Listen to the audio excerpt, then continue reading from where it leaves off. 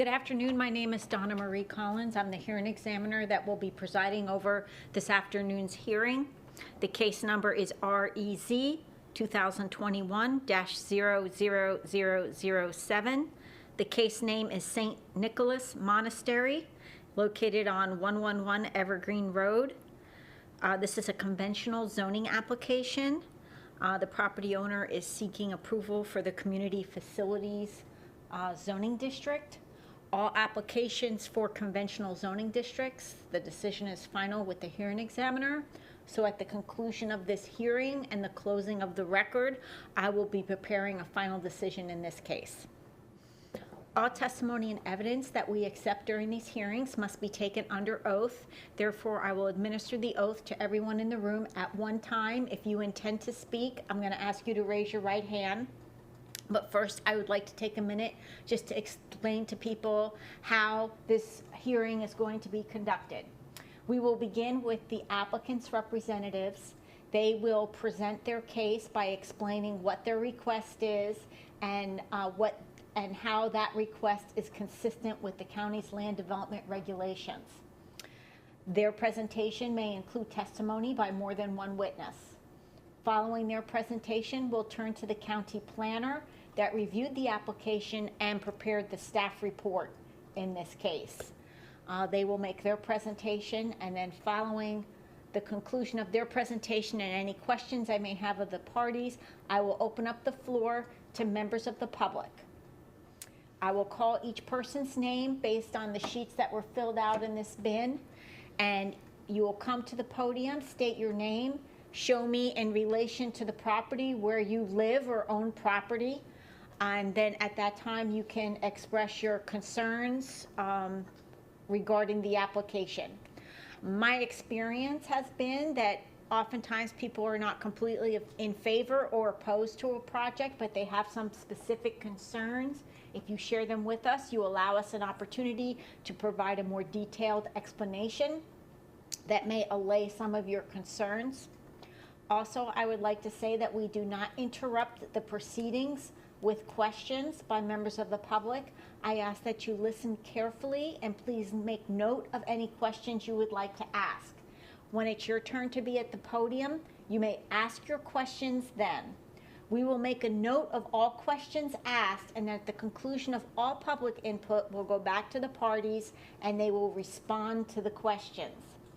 We do not have questions answered in real time because what happens is people have the same question, and that way we can avoid that kind of do loop of, re-explaining the same thing.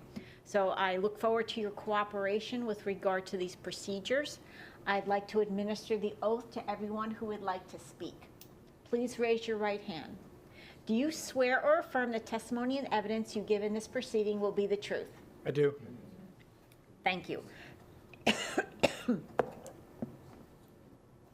I'm ready to begin. Ready to begin? Okay. Good afternoon. My name is Cyril Saifu. I am here on behalf of the church as a pro bono volunteer assistant to this project that they have. Let me just quickly introduce myself so we can understand. I have a background in zoning. The Broward County zoning official. I'm not here in that capacity. I'm here in my personal capacity, helping out the church. I've been the planning and zoning manager for a very large city in Miami-Dade County, Miami Gardens. I've been the zoning administrator for the city of North Miami, and I spent 11 years with a private engineering company doing a lot of land development throughout the state of Florida.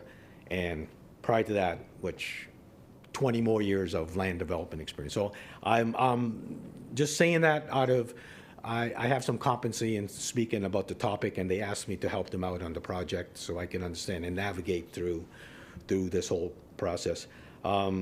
Correctly, we're here requesting a rezoning. This rezoning, just for the record, is an existing 9.9 acre parcel of land that's zoned partially RS1, residential, partly TFC, which is a residential two-family, conservation zoning district, and agricultural, an AG2. And we're asking that rezoning to be to CF, community facilities. What I'd like to do at this hearing, and if you'll just allow us the process and some time, I'd like to do two things. One, we've read staff recommendation, and we understand that there are a couple of concerns, two concerns, mainly inconsistency with the land use plan, and two, a recommendation that we pursue a PDD type zoning or approach it through a special exception approach. So I think there's two concerns. One, inconsistency, and then two, maybe try another approach.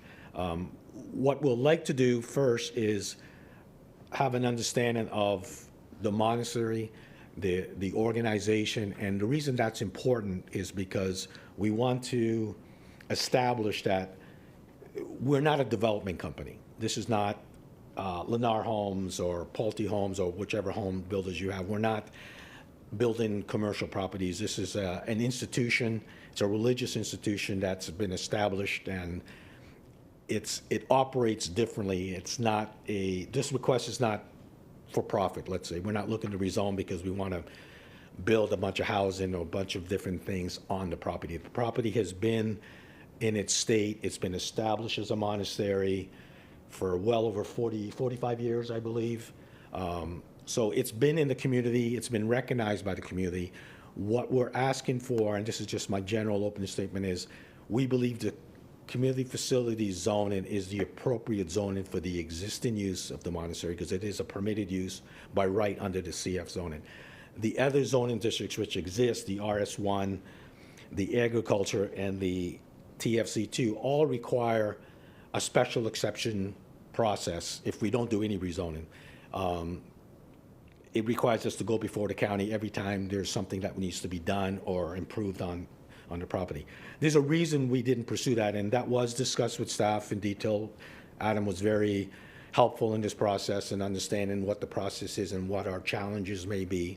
So we're not surprised, so it's not a shock to us. So what I'd like to do first, and this is just to establish the group that you're speaking to, and the reason we're trying to do this is because we want to establish that this has been a monastery for 45 years, and it's going to be a monastery for the next indefinite amount of time, because the organization of the way the church is organized is not to buy or have land and then redevelop it to something else. It just doesn't work that way. As a typical developer, which I'm sure you've seen before you hundreds of times, that come here and ask because they want to build something much bigger and more intensive on the property.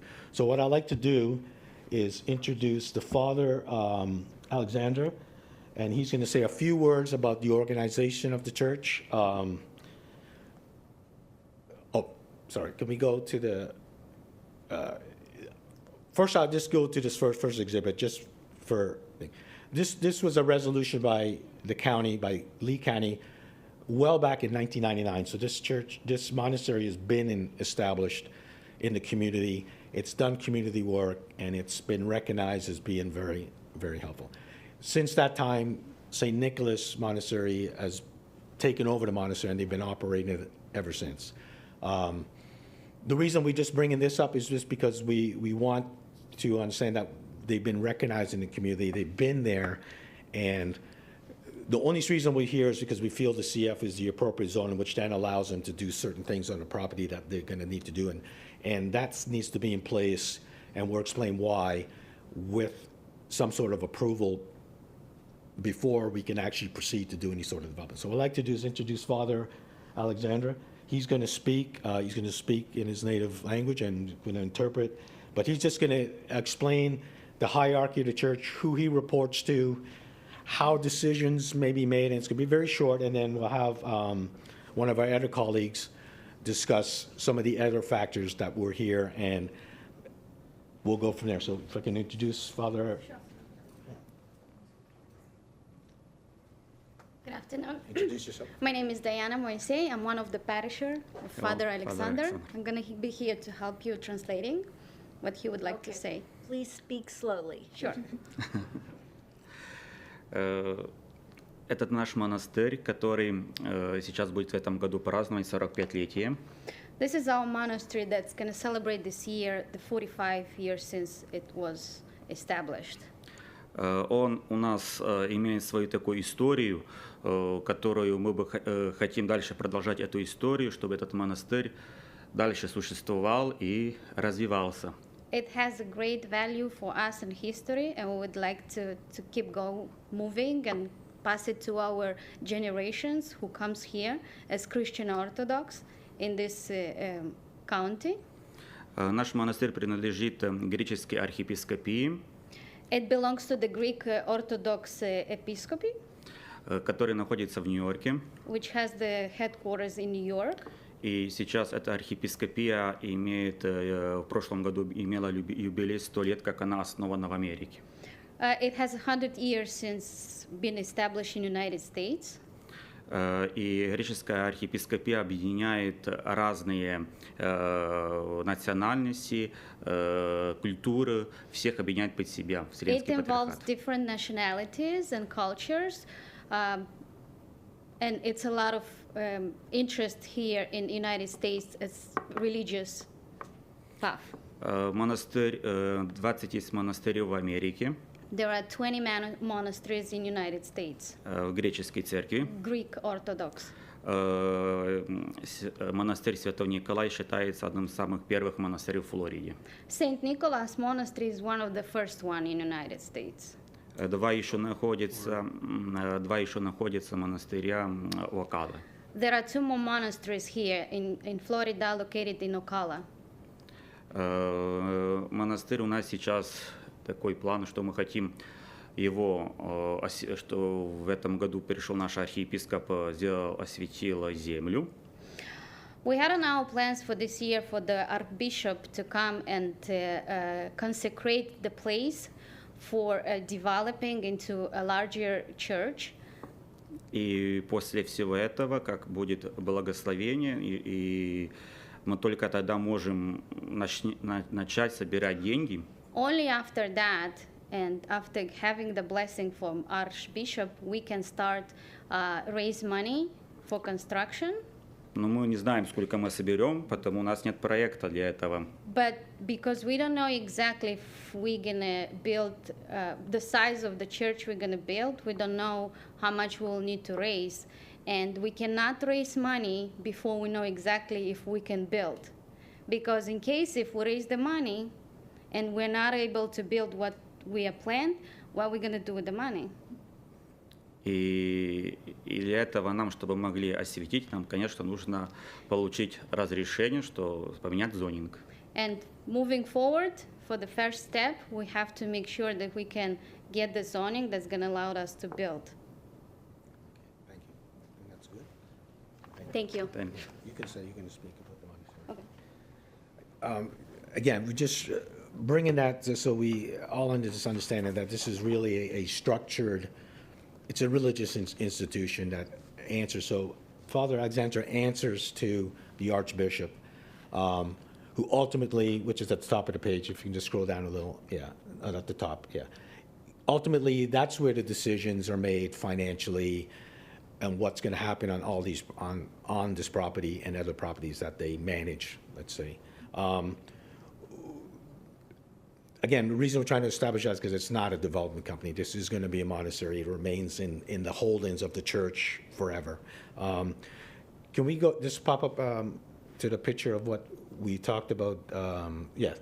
This is just examples of, this is what the church would look like ultimately, of some sort. There's the, and I'll let Dinah speak about it. But what I like to do is, Dinah's going to, so we all understand, because I'm somewhat knowledgeable, I guess a little bit, but I still really didn't know what a monastery does and what it happens at a monastery, what the purpose is. I'm going to let Diana, who's a parisher of the church, explain what exactly a monastery does, what it does now, and what nuns and what monks, because this is what this facility is now, and it's what it's going to be. And I'll let her explain what that is exactly as compared to a regular church. It's my pleasure. Yeah. A monastery, it's an enclosed religious organization where monks and nuns are living, And everything what they do is pray and help the people that are in need. It's a place where you can go and heal your soul. It's a place where you can go and close everything what's outside, all your problems, and just pray and clean your soul. So those nuns and monks dedicate their lives to pray for all us. It's an enclosed institution where they live, they work, they pray, they take care of everybody who needs prayers and some advices. So this is what's a real monk or nun life. Once you become a monk or nun, there is no way to go back. It means that you're not going to have family, you're not going to have a real personal life. Everything is dedicated to prayers, church, and the people from the community. So those people there, they dedicate their life only for that. They have no personal life, no kids, no grandkids, no. We are their family, we are their kids. So I want everybody to understand that this is not like, we're not going to build anything that's not going to fit into our purposes, why we need that. As people coming from other countries, immigrate, we need this here. We need to heal our souls during bad times, we need that.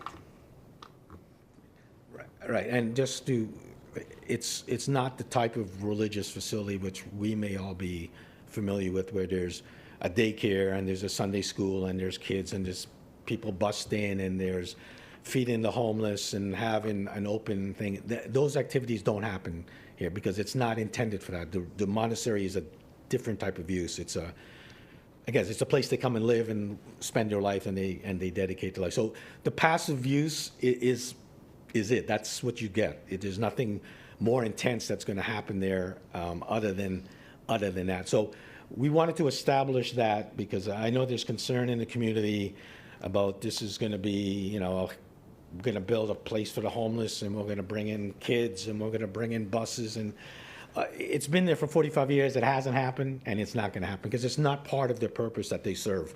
It's not the reason they're in the community. They're there really as that, and they bring in, and correct me if I'm wrong, you bring in the nuns and the monks. They come in, they have to be blessed to be brought in. They come in from Ukraine, they come in from Eastern Europe, they come in from various countries. They live, they learn, they pray, and then some of them return, then another group comes. So it's really a learning, and everything, as she says, is internal. They cook on their own, they sleep there, and they live their life. So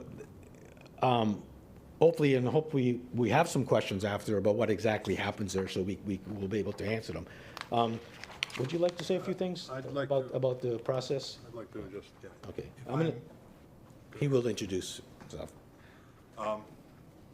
My name is Oleg Rivkin. Good afternoon. I'm counsel for the church. I handle their legal matters.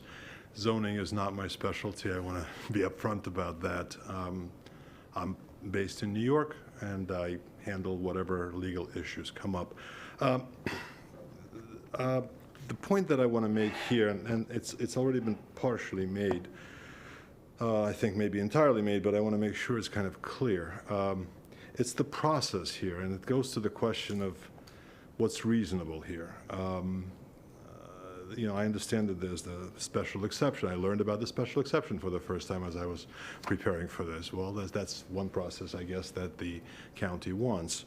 And why that's not, in my view, respectfully reasonable here, because the way the process works in this church, and perhaps maybe in some other churches, but in this one in particular, since this church doesn't have funding from the above where money is allocated to build something. That's not the way it works. In some churches, there's a hierarchy, and there's allocation of funds to different dioceses to build something. Well, once you know how much you have, you can plan. The way it works here is different. First, there's a consecration process. The archbishop comes and consecrates the land for its use. Well, before that, you can't do anything. And only then do you begin to raise funds. And you raise funds from members of the church, wherever they are. Nobody's giving you a check, $1 million. You don't go to the bank either. You raise money from people who are willing to give it to you, and you don't know how much you're going to raise. You may raise A, you may raise A plus, or you may raise much more. But once you've done it, that's when you know, that's when you can put together a plan, because you know how much money you have. But what's more important here is that you can't raise funds in these circumstances unless you know that you can build something. What happens if you raise X and then the special exception is denied? You don't get it. That puts the church in a very, very difficult quandary from legal perspective, that aside, that's my problem. But from their problem, from moral perspective, from religious perspective, they can't go to their congregants and say, please give us money, unless they know that they can build there. So it's a catch-22. On the one hand, you say, well, we need a plan, and then we can look at the plan and see if the special exception applies, and you get permission. But in their case, that's just not reasonable. That's all I wanted to say. Thank you. Thank you. Right, establishing that, like I said, it's not a development company where they've budgeted $50,000 to pay architects. And I understand. then, okay, perfect. Oh, you took my stuff. There you go. That's mine. This is yours, too. So what I'd like to do, and certainly, like I said, if there's questions, we'll be happy to answer them after. So we understand the organization, so I'm hoping we've established that. We'll go to staff. I'd just like to get your staff recommendation. There were two concerns, well, I wouldn't say two, but there's a concern about consistency with the land use plan. If we can go to the map, yeah, here we go. So this property, if I can do it, it's located right here in the blue, okay? It's the color, I guess that's a pink, which means intensive development. So the land use designation by the county is intensive development. And if you scroll down, you can see what I'm sorry. You can see what it says for intensive development. So this area is, by the land use plan, designated for very intense development. It says clearly, well-suited to accommodate high densities and intensities, planned mixed-use centers, high-density residential, I'll point them out, high-density residential, commercial, limited light industrial. So all these uses are encouraged, which is what land use designations do. They encourage these type of uses. They discourage other type of uses that may become incompatible with with the proposed uses. So the future of this area is high intense development. As you can see here, even the residential density range from 8 dwelling units anyway up to 30. Let's say if you can get some transfer development units, or 22. So if I came here today with my RS1 zoning, which I have, and I said, you know, I would like to rezone it to a category that allows me 22 units per acre, or 8 units per acre, we would have to find it, from my experience in zoning, consistent with the land use plan, because the land use plan is telling us that's what we want in that area in the future. So it would be consistent.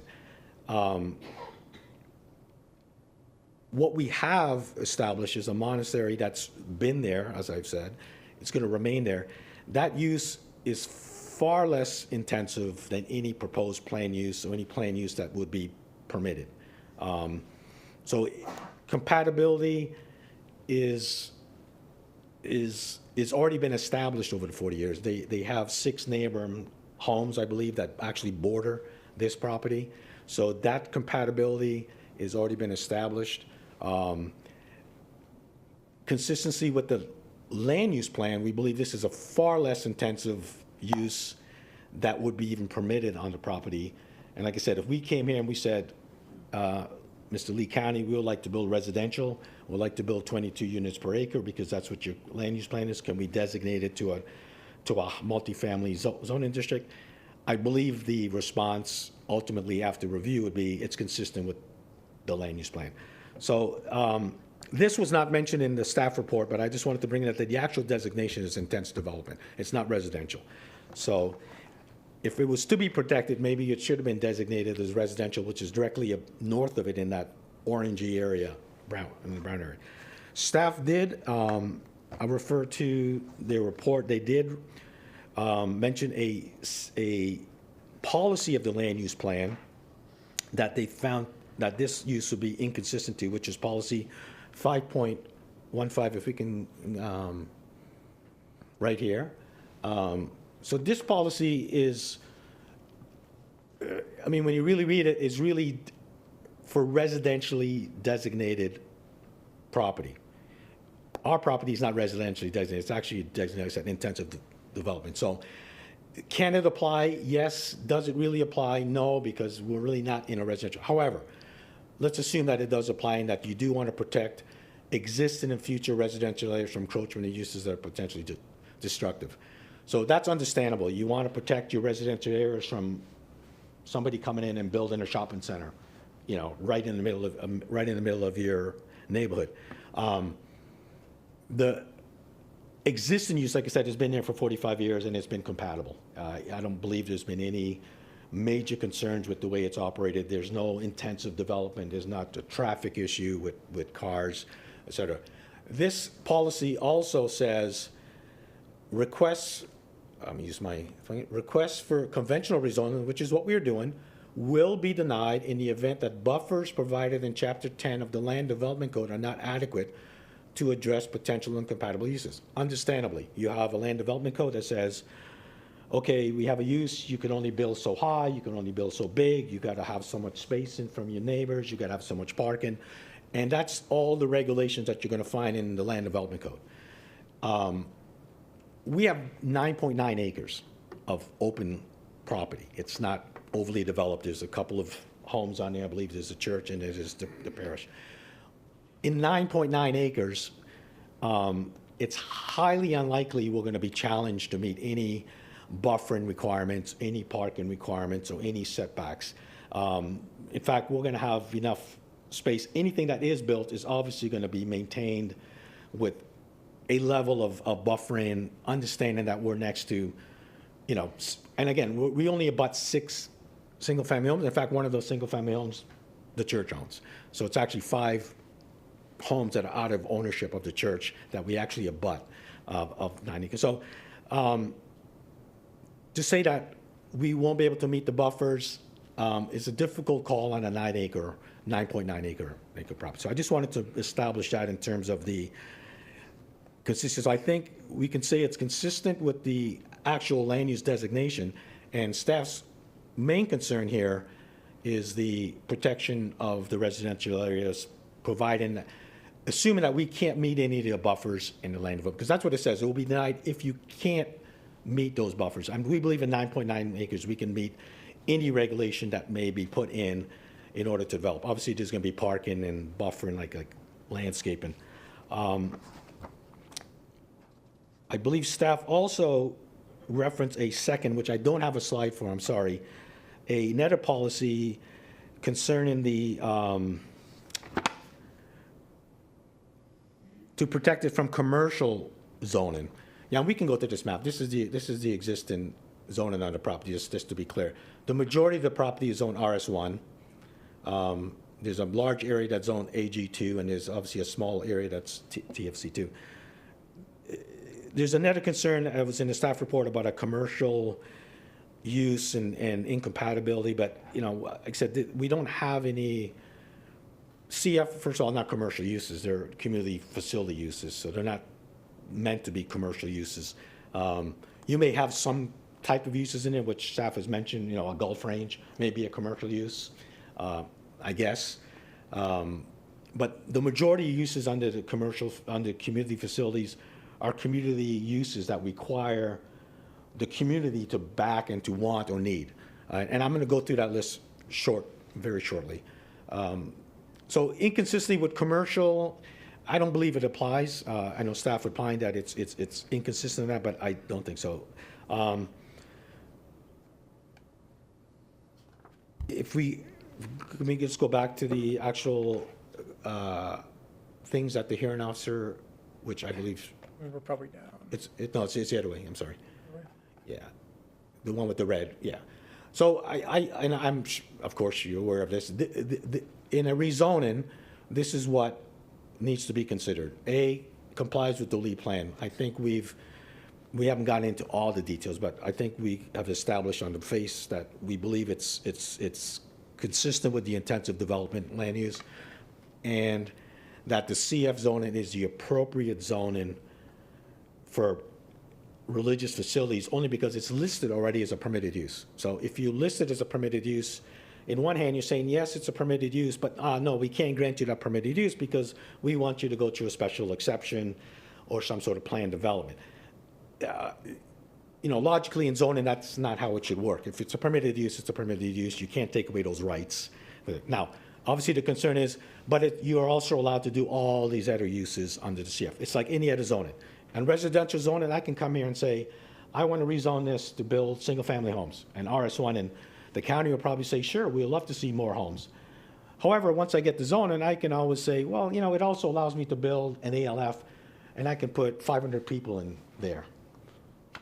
That would be a concern, right? That would be an issue. So that's obviously that's an ongoing concern whenever you're rezoning. What we're trying to establish here is we have an organization that's not a development company. This is not a development company that's going to come in and try to develop the property to anything other than what it is and what it will be. So I just wanted to establish that. So that's A. B, it says meets this code and other applicable county regulations. Okay, the property is, like I mentioned, it's 9 acres. We're not going to be physically challenged to meet any sort of setbacks or anything like that. We have, from all the other agencies, what you see is one of the other requirements you're going to look at is there's water availability, there's utilities, there's not wastewater or sewage because it's septic, no environmental issues. So all the other concerns that could come with the development are found to be in compliant. C, which is the other consideration of the hearing officer, is hearing examiner. I'm sorry. It's compatible with existing and planned uses in the surrounding area. So what are the existing uses in the area? You have residential. You also have a place of worship right across the street, like directly abutting it, already established. This is already an established use. We have 6 single-family homes that abut the property. So compatibility is already existing. It already is compatible in a sense. Future uses, planned uses, again, there's nothing stopping one of the other neighbors from their land come and say, look, intensive development says I can build 8 dwelling units per acre or 14. I want to rezone mine so I can build 12 units. Will this still be compatible with that? Yes, because it's a passive use. The monastery is a passive use. It's not going to be incompatible with any other use that you're going to put around it. So assuming, and we hope that the neighborhood stays residential continually, the compatibility is there. So we believe we're compatible with existing and planned uses. D, the last one is quite simple. We'll provide access sufficient to support the proposed development. 9+ acres, we have 3 different roadways that access this property. It's not one roadway. We have Evergreen, which is a well-traveled road. We have Piney, which is well-traveled, and we have Gale, which is really just a dead-end road that services 3 residential homes. One is our property and 2 other homes, and that's a dead end. So access to the property is not of issue, and it wasn't brought up in staff's report as an objectable matter. So I believe we can meet that level of sufficiency. E, the expected impacts on transportation facilities will be addressed in county regulation. Okay, so staff, again, there was no indication in the staff report that transportation facilities are going to be impacted by this rezoning. Now, there are certain uses, if we were going to, like I said, if we were a charter school company and would say, hey, we want to build a huge charter school, you would probably have this as a concern about traffic and transportation facility and everything. But again, that's not what we're here proposing or have planned. The next item is will not adversely impact environmentally critical and sensitive areas. We have in the staff report, attachment H, which basically said there are no adverse effects on environmental or critically sensitive areas on the shore. So that's fine. So we'll believe we're consistent with that. And then the last one will be served by urban services. defined by the lead plan. Again, we, attachment J in the staff report, and we have to go to all the utility companies and all the providers to that property and provide that there's adequate services that are going to be either available or will be available for any sort of development. That being said, I have some other exhibits, and I don't know if, Madam Hearing Examiner, I don't know if I need to go through it, but I just want to mention quickly the logic of a rezoning. Like I said, if you go to exhibit, which is this is the one, our RS1, which we have by right now. So in RS1, we can build all these ones by permitted, residential use, accessory. We can do a landing strip by special exception. We can do a heli stop by special exception. We can do a bunch of different things that if we just came here and told you we want to build single-family homes, there'd probably be no objection. But when you look at the code, you're going to say, wait a second, they could build a heli stop. Are they going to build a heli stop? No, because not us, but I'm a house builder. I don't build heli stops. I build houses. So in any rezoning, there's going to be a concern about, well, there's all these other uses that could happen, but that's not a justification for denial of a rezoning. The rezoning the use has been established in the zoning code, in the land development code, as a permitted use. So if the county had many concerns about a religious facility, which in this case there's a concern, then they could have made it a special exception in the CF zoning, just as they did in the RS1. And then we would have no choice but to go and find a way to bring a plan and do it that way. Again, Lee County School District could build a school there tomorrow. Of course, for them to build a school, they would have to come to the church and say, we want to buy your land. Of course, the school board will have to approve that use. So the chances of all those things happening are out of our control. I mean, the school board will have to come to the church and say, we want to buy your property because we want to put a school here. It's not something the church is going to say, oh, I think we're going to build a school here, so let's build a public school. It doesn't work that way. It has to work in the reverse. And I'll go through that. If you can scroll down. So I don't want to beat the point to that, but this is the point I'm trying to make. And this is the AG. Again, there are a bunch of permitted uses by right at the moment. The monastery could say, I can build all these things. I can build a farm. I can build a pig farm. I can put stables. I can build, it's an AG zone, and I have it. It's my right. And I don't have to go before the hearing examiner. I can just go and pull a building permit. We could do that, but it's not something, again, the point I'm trying to make is not any threatening. It's just that it hasn't happened in 45 years. It's not going to happen in the next 45 years on you, because the establishment is an institution that's maintaining it. So, so the concern about other uses, if we slow down, I'm going to get to my finality. So what we presented to staff is the permitted uses in the CF zoning, which is what we're requesting. So green means possible uses being approved. So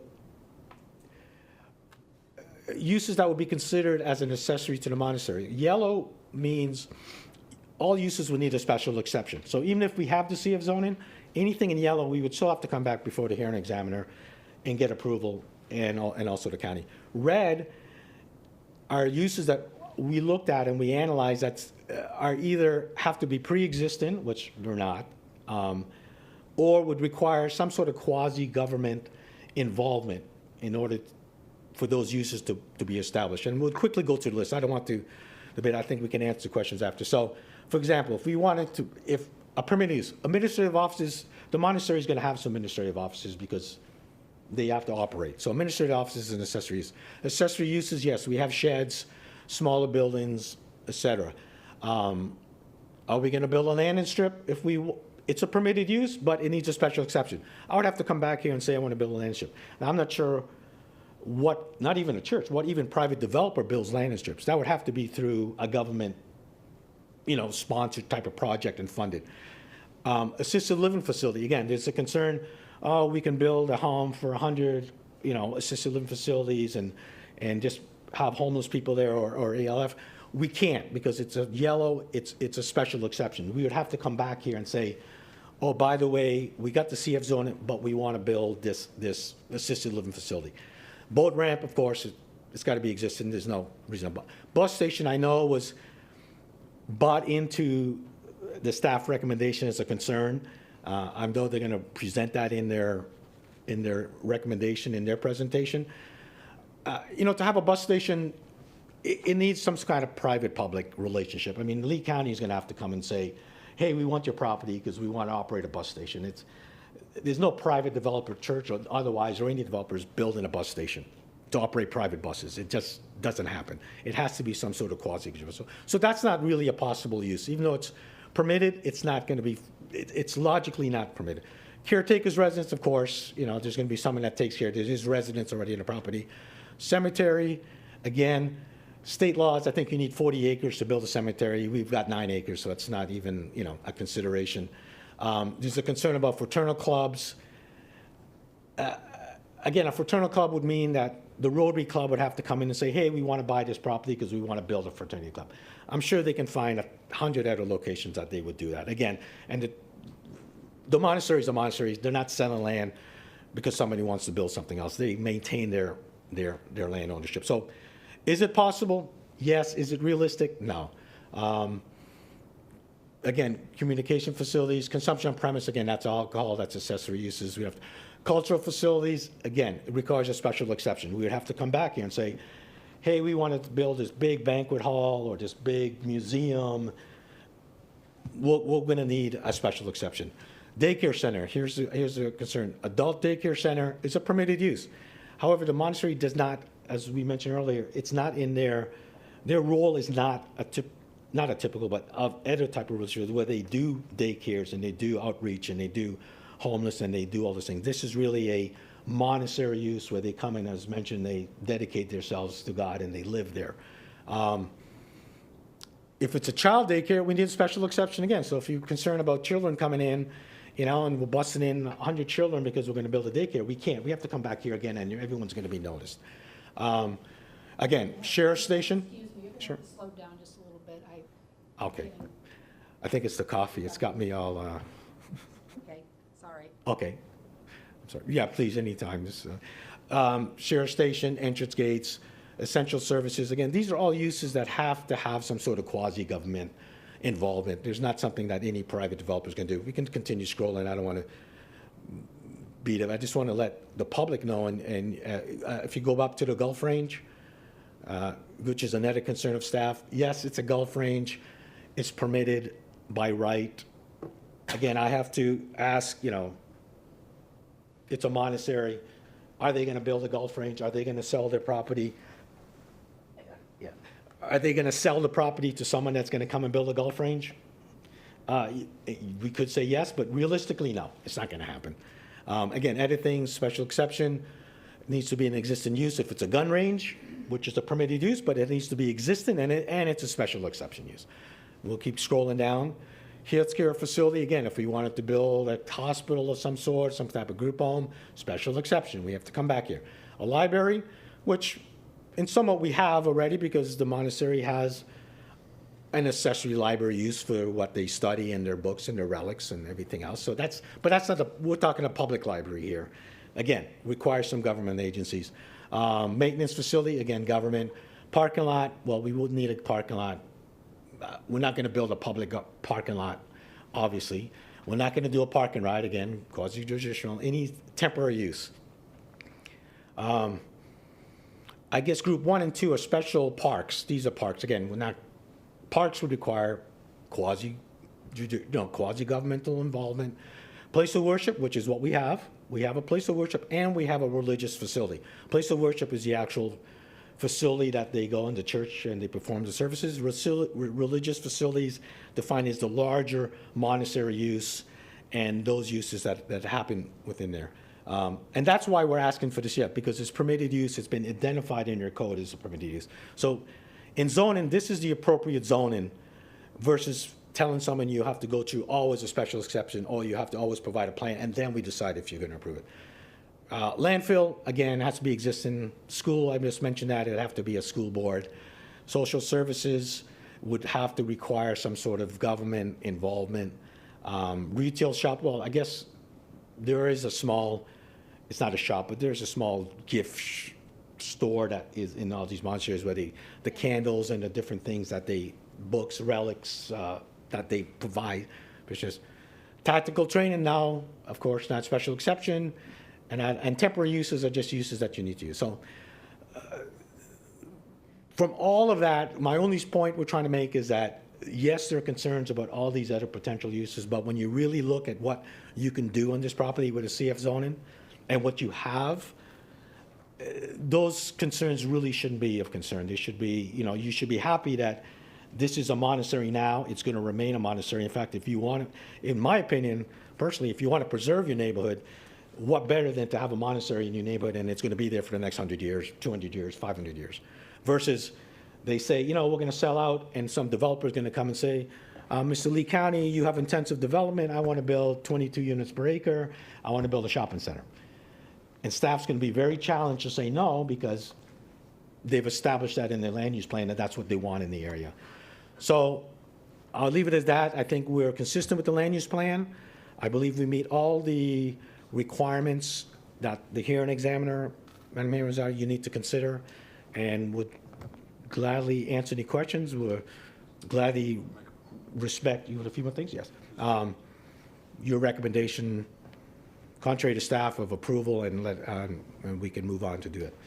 I'll let Solik say a few more things, and then we'll put it up to staff. Thank you. It's actually, I'm not sure what the proper procedure is here, but I have a question for the staff, and maybe I'm sorry, I don't know your name, sir. Yes. Adam, okay. If you can answer now, great. If not, maybe during his presentation, then I will At reserve. the conclusion of his presentation, it's appropriate for you to ask questions of him. Okay, can I pose my question now so that Sure. he knows it's coming? Sure. Okay, so my question is this. I'm reading the recommendation, the report. I was trying to figure out, since the church is not zoned for the church, right, or the monastery, and how did it get to operate? Under what rule or exception did it get to operate as a monastery for the past 40 plus years or more? Was there a special exception? Because I haven't seen anything in the report. And he'll answer that after. Okay, so, got it. If you can address that, then I'll make my argument afterwards, okay? Thank you. We'll make sure he addresses that during his presentation. Thank you. Thank you. Does that conclude applicant's presentation for Yes, it now? does, Madam. You'll have an opportunity to rebut or address anything Thank you. at the conclusion of public input. Thank you very much for your time, and sorry if we ran a little long and exaggerated, but. No just- problem. That's what we're here for. Thank you. Good afternoon, Madam Hearing Examiner. For the record, Adam Mendez. I'm a senior planner at the zoning section. I have previously been qualified as an expert witness with respect to the Lee County Land Development Code comprehensive plan, and I'm seeking to be qualified as such for today's presentation.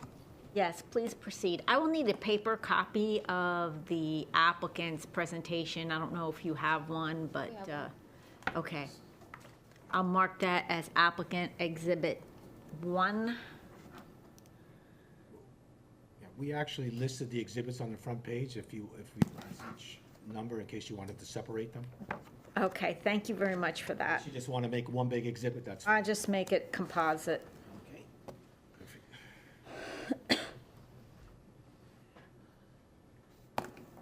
I have staff's PowerPoint presentation. I've got a copy you can write on as well. Oh, thank you. You're welcome. This is staff exhibit 2. Exhibit 1 was the staff report.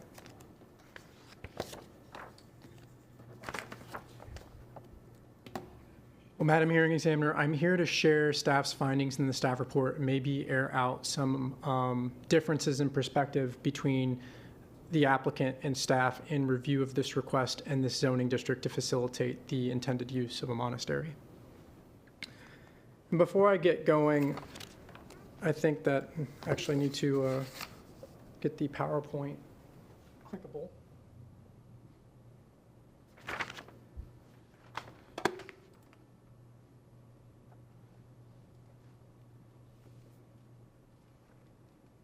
Working? It's not, might be missing the thumb drive, forgive me. You want one of us to sit there and do it? I can help you out if. Yeah, we're missing the little the USB drive that this connects to that's usually in here. Is it something that Maria would have? Maria may have that, yes. Okay. I just need to get it for the flow. Maria? I don't know if the little USB thumb drive, so he can operate the PowerPoint from the This thing. podium. Oh, it's not there? If it's not, it's okay. He's kindly will step in to change the slides. We'll get moving there. Don't want to waste anyone's time. We're gonna have to shake down the last applicant. Yeah, I think they pulled it out with their USB. Okay. Excuse me. Can we see the clip? Yes. Might be inside of there. It's here. Okay, perfect. Sorry about that. That's okay. I know now where to get it. Okay, we're back on the record. Okay. Perfect. Again, Adam Mendez, Senior Planner with the Zoning Section. Before I get into my presentation to discuss kind of the points raised in the staff report, I wanted to address the intensive development future land use category that was it was spoken for as a basis for this request and really for this use. It's the request is for a monastery, but from the applicant, but they're choosing in the CF district to facilitate that. And the argument's been made that we're the intensive development future land use category, therefore all of these uses that are expressly stated in the policy are permissible to some degree. And I'd like to pull up policy 2.2.2, and that's in our development timing in our LEED plan. And policy 2.2.2 expressly states the future land use map indicates the uses and densities ranges that will be ultimately permitted on a given parcel. However, it is not a guarantee that such densities or uses are immediately appropriate, as the map provides for counties' growth beyond 2045 planning horizon. So essentially, you do have an intensive development future land use category, but you still have to demonstrate compliance with the balance of the LEED plan, which integrates compatibility and other measures of appropriateness. So I will move on to the surrounding area. And what I've prepared here is an exhibit that depicts property lines that are either abutting residential land uses, either abutting right-of-way and then commercial, and then right-of-way and then residential. As you can see here, between the residential abutting property and residential that's directly across the street from the right-of-way, we have about 3,840 feet of property line that's immediately abutting or across a right-of-way from residential. So to call this anything short of a residential area, staff wouldn't agree with that. So we are looking at this request as being integrated into a predominantly residential neighborhood. If we're looking around, I've put some numbers on this slide and to just discuss some non-residential land uses or zoning districts that exist within the vicinity on this Evergreen and Piney Road network. Number one is zoned AG2, and it is a EMS and utilities warehouse and operation. It's been in existence since the 80s. They are considered by AG2 use regulations non-conforming, so any expansion, any great improvements beyond the threshold that the county's land development code allows, they'd have to come in for a rezoning or some sort of zoning action to facilitate any sort of expansion of that use there off of Evergreen Road. Number two is the church that's mentioned in the staff report. Their zoning is residential, single family, and agricultural, similar to the subject property, and they were required to obtain a special exception because the use regulations require it. In those districts in the 80s, the resolution is attached in the staff report. So it's operating under that special exception approval right now. Number three, which is down here, is adjacent to North Tamiami Trail. It's a commercial plan development. It's a warehouse, facilitates some commercial uses and warehouse uses. But you'll notice in that resolution for that CPD that they have a robust 40-foot buffer to protect the residents along Gale and Silver Sword. That's encrypted into that zoning resolution. Number four is two parcels. You'll see on the zoning map on the next slides that they're zoned commercial C1, which permit a wide range of commercial uses. Each parcel is about half an acre in size, and they're currently developed with single-family residences. There are no commercial uses on this property that I know of. And then number 5, just to be brief, is just a self-storage CPD. That's the permitted use there and it has frontage and access off of North Cleveland Avenue.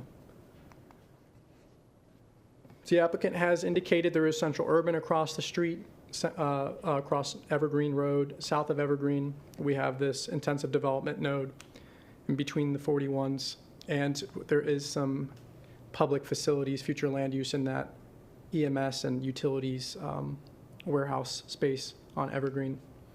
The zoning district map here, we used a green line to delineate between zoning districts so you could kind of get a difference, tell the difference between where the RS1 stops and where the TFC2 begins. Essentially, there's about 3 acres of agricultural. It doesn't have any frontage. It's in the back 2/3 of this property.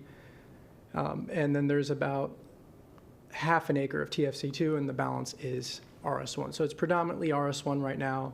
And I could, to some degree, shift here and possibly address your question as to how did this facility, which you're calling a church right now, how is it operating now? How has it been there for 45 years? Well, in the residential single-family district, you can request a church through the special exception process. In the agricultural district, it's by right. It's a by right use, a place of worship, which is defined distinctly separately from religious facility. So I'm not sure between the 3 residential buildings that are encompassed in this plan where that use is operating or historically has operated, but according to the county property appraisers and the use permits on file, these are single-family residences. I don't recognize any use of a existing monastery on here, but if there was, the county's code would allow that to continue as a non-conforming use, but no expansion may be permitted without conforming with the code, which would require you to either request the special exception or rezone as what's being requested here. And once I'm done with my presentation, if you have more questions, feel free to ask. We do acknowledge this is in the North Fort Myers planning community, subject to Goal 30 of the LEAP plan, which does encourage revitalization of neighborhoods, commercial land uses. At large, the goal speaks to the entire community. It didn't have anything really specific in there that I believe really applied to the CF rezoning. This is a more recent aerial. It's zoomed in so we can kind of point out buildings in case there's any questions for you, Madam Hearing Examiner, from the applicant. I have an aerial here from 1966 so we can kind of see where we came from and where we are now. 1966, you can see Gale Street, Tamiami Trail, Hampton Road, Piney, and you can see the development pattern. You can see that that Lee County utilities and future EMS warehouse here is being developed in this photo here. This was shortly after the first adoption of zoning regulations in the county in 1962. In 1986, you see some more infill residential development. This yellow line is Gale Street. And you can see it doesn't look too different from what it looks like today in terms of its current character.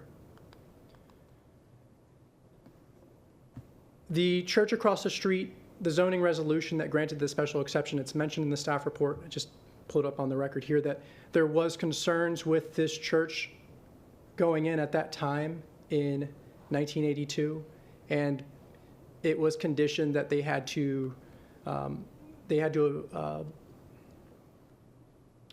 meet certain expectations when it came to outdoor activity for children's playgrounds and activity of that nature because of concerns brought at time of hearing, much like we are here now today. So that was important to note, is that that district, or that even at that time, there was concerns with the use of a religious facility or church maybe potentially having an unintended impact on the character and the nature of the surrounding area. I mentioned 3 uses in particular, and the 4th is the religious facility, but that are permitted by right. The applicants contends that these uses may or may not happen based on logic, but the reality is we can't condition that these won't happen with 10 acres of land next to some pretty important arterial road networks in the county. So whether they happen or not is really a function of this rezoning. And I'm not up here saying Murphy's Law, but I am saying that it's certainly possible, and there's nothing that we can do after this is approved to stop it from happening or require anything above and beyond what the code requires for buffering. And policy 5.1.5, the way it reads is it actually states that if buffers provided in Chapter 10 aren't adequate, not necessarily whether you can meet them or not, then the rezoning should be denied. So the evaluation should be whether a type C or a type F buffer would be adequate in the event this use or a fraternal club or a golf driving range happen to develop on there. I have no question as to the integrity of this organization as to what they want to do with their land, but I believe that their request doesn't match the district they selected. And if planning before acquiring funds is an issue, I think that process is flawed. So I want to point out that a religious facility in the RS1 and TFC2 district do require a special exception, and so do in the agricultural district, the 3 acres here, with the exception of a place of worship. A place of worship is defined as a place of religious assembly that has less than 100 kids during any sort of daycare or school that's comprised to that place of worship. So it's a smaller scale church. A religious facility is where you have the full campus, where the bus stations, potentially the schools for more than 100 kids, and other facilities for the religious facility. If the land development code evidences that this use in a 1 and 2 family district requires a special review that requires a site plan, then I think that's plenty of evidence here to make the case that if this property is surrounded by 90% residential 1 and 2 family districts, that a special exception or some sort of site plan approval process would be appropriate to establish this use in the capacity that they say they're going to establish it. There's also the question when it comes to the CF district's unique no minimum lot area, no minimum lot dimensions are required. So land divisions can really happen just based on the applicant's whim of stating that they can potentially meet the code requirements to establish whatever use and whatever intensity that they want. So I established a strategy where potentially land divisions could occur in a manner, and this slide's representing a 50-foot land division to scale around the property lines adjacent to residents, which would nullify the county's land development regulations to establish buffers. Now, as far-fetched as it sounds, until you see the creativity that some of the developers come up with here to try to save money for their client, it wouldn't surprise me if something like this was argued, and we're opening up the door for it when we're establishing a district that doesn't have a minimum lot size in the middle of a residential 1 and 2 family neighborhood. So my concluding remarks are that staff stands behind the written evidence contained in the staff report, feel that it does not comply with policy 5.1.5 as the buffers that are standard and general in nature in the land development code aren't sufficient to protect this neighborhood, this existing neighborhood, from the introduction of several uses that are explained in the staff report. Even a religious facility itself could potentially pose issues in a 1 and 2 family district. It's not compatible with existing land uses, and by extension, it fails on 3 other criterions that are listed in the staff report. So with that, I conclude my presentation. Questions? Yes. I understand the challenges that are presented by this case. What I don't understand is why a bubble plan could not have been considered in the context of a special exception or a plan development approval that would create development areas without the level of detail that would be required and limit the array of uses that could potentially happen on the property to something that could be supported by staff and palatable to the applicant, who I understand has, financial constraints. A bubble plan would leave the door open for them not to have to pin down exactly what they're doing, yet give the county and the neighboring property owners the comfort of knowing that undesirable uses would be eliminated and uses that are reasonably foreseeable would be adequately set back and controlled via this conditions, but the site plan itself is not like pinpoint parking here, building there, things of that nature. Yes, Madam Hearing Examiner, absolutely, you're correct. The site plans at the zoning level can be extremely conceptual. You mentioned bubble plan.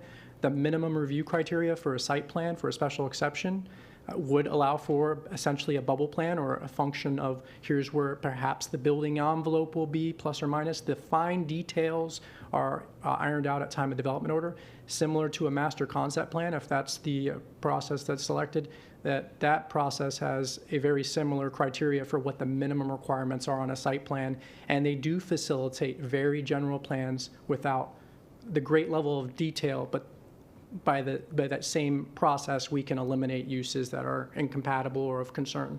Because it seems to me that the conceptual master concept plan would suit both the county's needs and the applicant's need, allowing them flexibility, but offering protections to the neighborhood to ensure compatibility. Because I just don't understand why that accommodation couldn't be made. Maybe it was offered and not accepted, but to me, that's the solution in this case.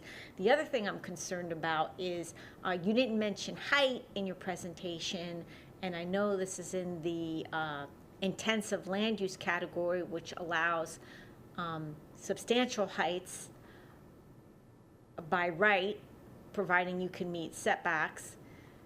Are there limitations in the CF zoning district on height, or would the land use, future land use classification control the height limitations on the property in a conventional sense?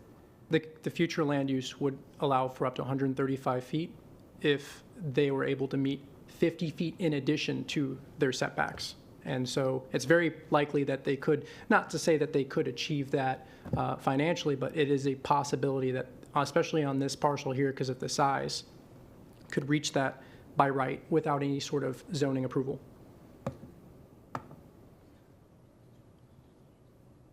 Okay, that's the only questions I have at this point. Would the applicant like to ask any questions of Mr. Mendez? Because I will say, I mean, what I find is most effective in this forum is that if you don't agree with staff's conclusions, to the extent you addressed it in your primary presentation, you're not going to flip them over. Do you know what I'm saying? It's okay. And what is most effective is if you can, in your rebuttal, come back and say, we disagree with staff on these points and here's why, and then that kind of closes the loop. Will we get a chance to rebuttal? I have no questions, Yes, but of we got a course. chance to rebuttal. You have questions, please ask them, but I'm asking you not to use it as an opportunity to challenge No. each one, because it's most effective if you address that in your summation and saying that, yes, we have different opinions. I feel this one is the one that you should go with for these reasons. We have no questions at the moment. Actually, I do. Okay. Just a brief one. It's a genuine question. I need a clarification, if I may. Is it okay if I sit? Yeah, go ahead. Okay. You mentioned that the non-conforming use by the monastery currently could be continued, correct? Did I get that right? I'm not sure if my notes are correct. We have non-conforming regulations in Chapter 34 of the Land Development Code, and first, you'd have to vet that it actually is a legal non-conforming use, and then if you can vet that, then you are protected to some degree in continuing it under certain provisions of our Land Development Code. You're not guaranteed that that would be granted, right? Yeah, you'd have to evidence that the use was established prior to the regulation which states that you need a special exception now to have that in a RS1 or TFC2 district. And just to be clear, since this monetary existed, it hasn't existed under a special exception. Yes, there is no special So exception. in theory, it has been in violation even while it was recognized by county as a monastery, right? Yeah, we could That's speculate actually that. difficult for us to say in this forum. I mean, there's a process for determining whether it is an actual non-conforming use or not. What we know right now is the use is not conforming with the zoning designation of the property. Correct, that's the only thing. So, I'm talking about. you know, unless you've received a citation from code enforcement, you know, nothing is going to happen to you. But I will say that once there's enough, the use is non-conforming, it may continue to operate without any interference by the county. But if there were to be an expansion of some kind, then you would need additional development approvals in the form of probably a special exception or to go to a plan development, which is a little bit more involved, but. Well, I just wanted to clarify the question. I'll address this point on when we do rebuttal, Absolutely, okay? yes. Thank you. Okay, if that concludes the staff's presentation, and applicant will have an opportunity to speak again, I'm going to go to public input. Public, thank you for your patience. I'm just going to go through all these sheets one at a time. When you come up, you may speak as long as you like, but once you sit down, you cannot come back up. So I ask that you please organize your thoughts, ask any questions that you want to ask while you're at the podium. When I close public input, there will be no further public input. If by chance you didn't fill out one of these forms, don't worry, when I get to the last one, I'll ask if anyone that didn't fill one out would like to speak, and you'll have an opportunity to come forward. Haley Hood. Can we get the aerial up there? Oh, thank you.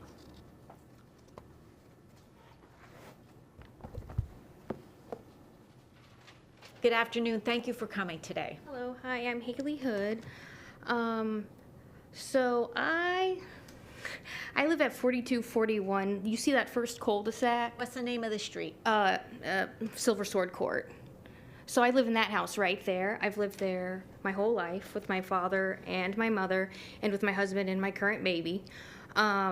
So when the hurricane came, it did some devastating stuff to our trees in our neighborhood. And the people and the current people that stay in the monastery took advantage of FEMA. And when they came around collecting all the trees, they took down all the trees that were not damaged by the hurricane. So they disrupted our ecosystem because we had these beautiful trees that did all this coverage and everything. Also during it, we had no electricity, and they didn't really have any care for our neighborhood. They would burn their debris, knowing that there's no water anywhere, there's no electricity. On top of that, recently... Let me just stop you a moment. In the context of this request, the only things that are relevant to me is their request to use this property for the CF district. So these past behaviors, to the extent that they impacted you or potentially were a code violation that you could have reported to the county, those things don't have bearing on my decision-making guardrails. So if you could focus your comments on how the development of this site would impact you or impact your area, those are the comments that are useful in the context of this request. Okay.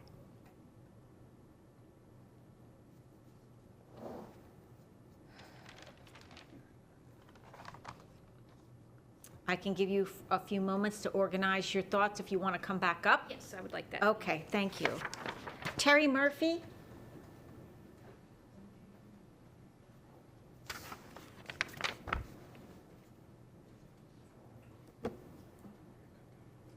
My name is Terry Murphy, and I live, I'd almost have to get up there, so I am on the You can west walk up side to of it. Piney. You can walk up Oh, there. okay. I'm on the west side of Piney Road? Oh, The okay. little red dot. I'm on the west side. Where are we looking at here? Where's Piney Road? Help me, is this? This is Piney right here. Okay, so I am further to the west over here, if you'll move. Okay, so I am on a 5-acre tract that borders this area here, and it's two single-family residences and a multifamily tract. So and the whole thing is 5 acres, and we are right adjacent to the property in question here. Okay, so. Okay, hang on a second. Yep. Is there a way for you to highlight the site that's Yeah. under consideration It's here? got so many parcels. Let me just try to get all of them. Let's see. Thank you for your patience. No, that's good.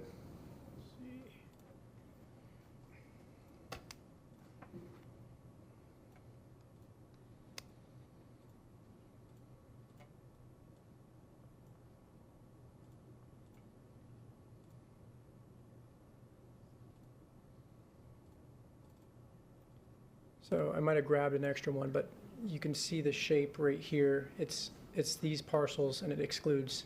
In blue? Yeah, in blue. It's just, it's including this one. Okay, because- now point to Mr. Murphy's property. So my property is the 5 acres that encompasses this, and 2 residences, and a multifamily back here. I was see. a workshop, and I live here on the front end of the property, just across. Okay, thank you for clarifying that. So we have been in this property for 43 years, and so we are very familiar with the monastery. We've had a lot of interaction over these years, not really on a daily basis. It's simply probably our most contact was years ago with Mother Andrea and working on the property, and we would help and such. My concern is moving it from the RS1 to TFC and AG over to a CF. We're concerned about the checks and balances that would be lost, even though there's statements being made, and I understand. But I'm hearing phrases like highly unlikely that this will be done and such, that it's a passive use. We're just concerned that we lose that check and balance if the CF does come into play. There's nothing negative that has ever happened in my 43 years there that make us question what the church is doing. We've been very happy. There has been a lot more activity over there, again, with land clearing and such that's going on, and it did raise some concerns for us, being that we've been here 43 years. We don't have any intention of leaving this property in any future, and I just wanted to express those concerns of losing that check and balance. It sounds like you can continue to do what you would like to do under the current zoning.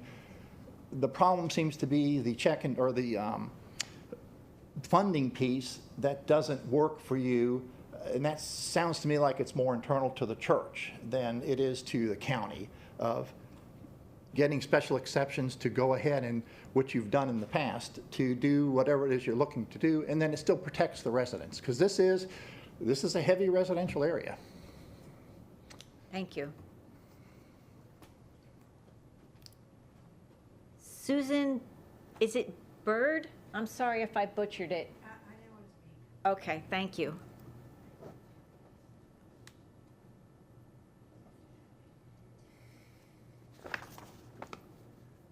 Lisa or John Wilhelm, one or both of you may speak.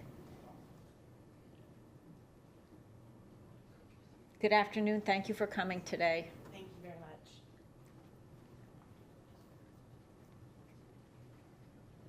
We live at 4201 Silver Sword Court.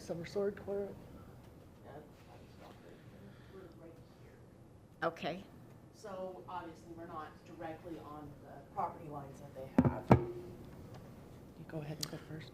Hi, John Wilhelm.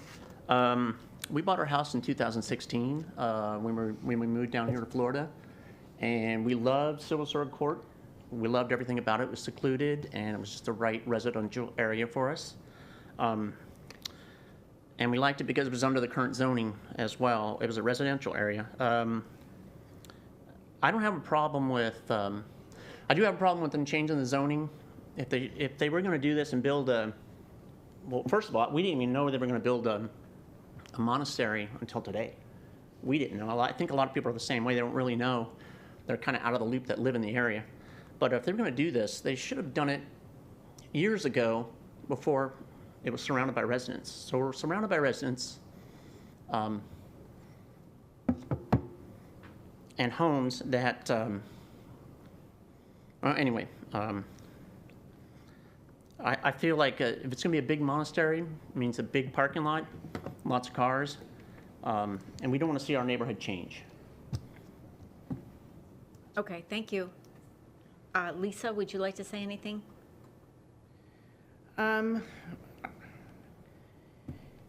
So my problem is that right now, the current churches that are like within the neighborhood, because it's not just the Baptist church that is there, but there's also a church that's down the street on Evergreen.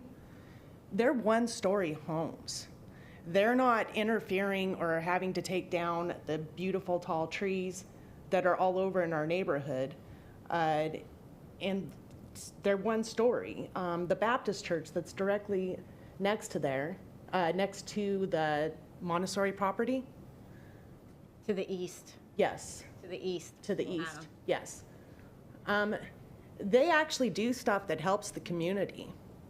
They have like stuff for the children to do. They have craft shows there. They do all kinds of wonderful stuff for the community. And these guys are saying that they want to build this building, this huge building with a huge parking lot that is going to take out so much of the environment in the ecosystem. And they have not done anything to help us now. After Irma, they were not there helping us clean up the neighborhood, cleaning up their property. We were out there as a neighborhood, cleaning it up when it was safe to do so. After Ian, the same exact thing. I don't feel as though they're actually wanting to do this for the good of the community, because if it was for the good of the community, they would have been here for the community before today. Okay, thank you. Terry Pye?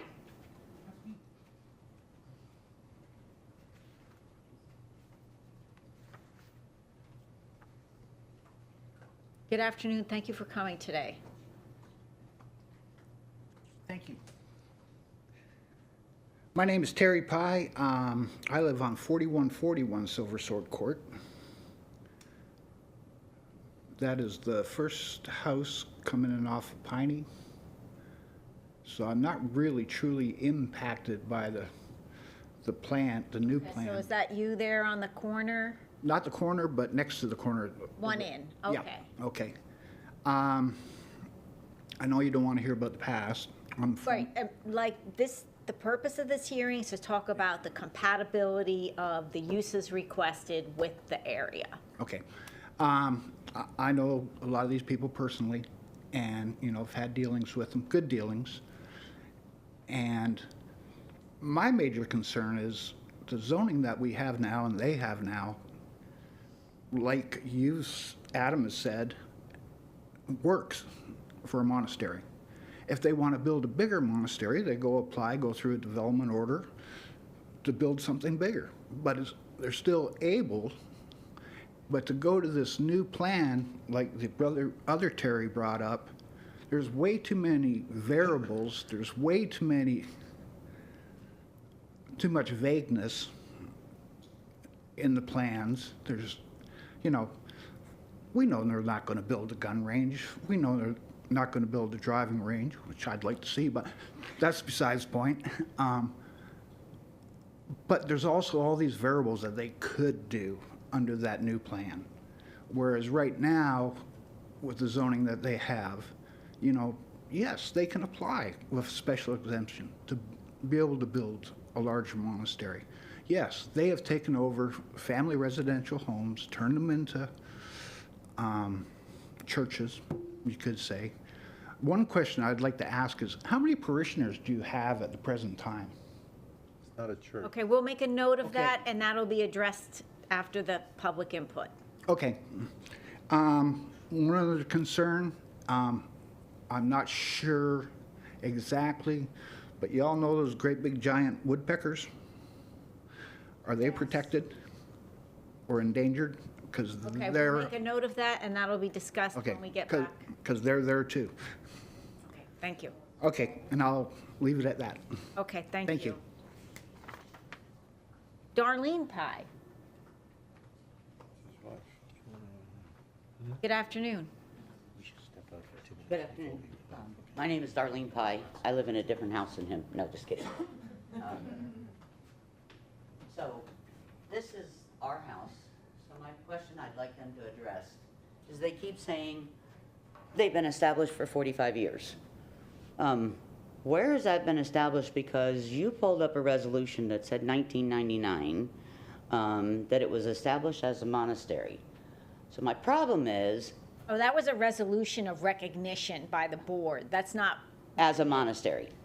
no, it was like, the board does these resolutions where they honor different organizations in the county, and that's what that was. Okay. It was a recognition honoring them.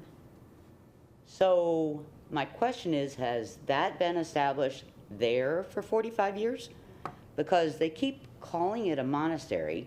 It's a single-family residence from all appearances, as are every one of these. So throughout even our neighborhood, you know, they own this house. It's a single-family residence. They own property here, which is single-family residences. And then they own the property on both sides of my house, and then the remaining behind it, single-family residence. If this is their monastery, it has every appearance of being a single-family residence. It does not look in any way like a church at all. The property that's next to it, that is the church here, it looks like a church. But everything that I'm seeing, they keep saying monastery, monastery. There's no outward appearance of it being a monastery. That is a dramatic change from what is being presented of what they want to put there. So, one, I'd like to know where the 45 years keep coming from. Two, how is it a monastery just because somebody said that? Can I do that to my house? I'm being serious. Can I establish my single-family house as a place of worship? I'd like to know the answer to that question. Okay, we'll make a note of that, and we'll have staff address that. And then everything in here, with the exception of the Lee County facilities that is set in the neighborhood, and the churches that are there in this area is all single-family or two-story residential houses that anybody that would look at would say it's a house. It's a church, or it's a public facility. So the problem, like I said, that I have is, how do you get to be a religious organization? And then my major concern, because of history, that does address here is this: if this property is 9 acres that they're looking at, what's to stop them from, I don't know what the proper word is, but taking into account all of their other properties that surround the same area, adjacent properties? What's to stop them as they go forward from saying, well, this is adjacent? Acquiring additional. Exactly, property. just like the city of Cape Coral does all the time into North Fort Myers. Well, there would be no limitation on that. I mean, that's just free market. And because of that, all of this, and because of what they already own, like on Silver Sword Woods itself, and on Piney, and on Evergreen, so they can say 9 acres, but what's to stop them from 11 acres, or whatever they actually own? Okay, thank you. Haley Hood. I'm good. Did you speak before? Okay. I'm good. You're good? Okay. was asked. Okay. Just when you come to the podium, state your name slowly and clearly so the court reporter can get it.